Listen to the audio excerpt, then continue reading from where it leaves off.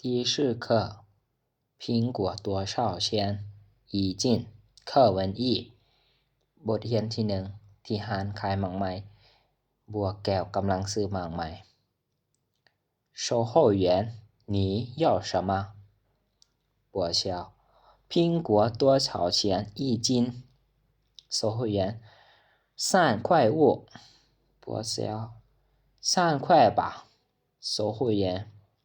你要几斤บัวเชียว我要2斤售后员还要别的吗บัวเชียว香蕉多少钱一斤售后员4块钱3斤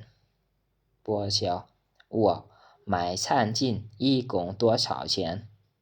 售后员一共是6块บัวเชียว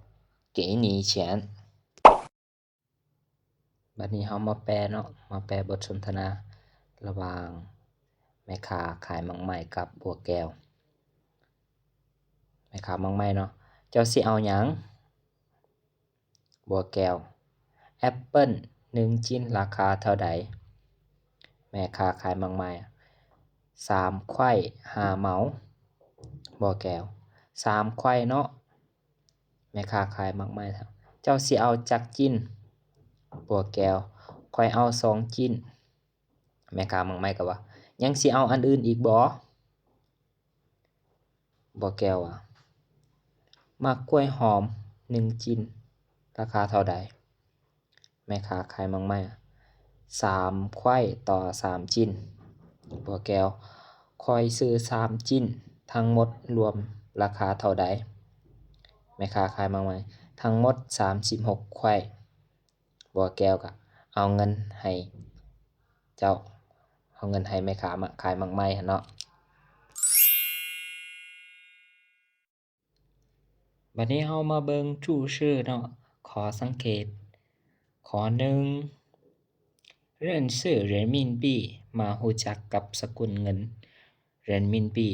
หรือ RMB ของจีนเนาะเงินหยวนนั่นแหละสกุลของเงินหยวนเนาะมี10หยวนใบที่1หั่น10หยวนเนาะใบที่2ใบ20หยวนแล้วก็ใบที่3เป็นใบ50หยวนแล้วก็ใบสีแดงนี่เนาะ100หยวน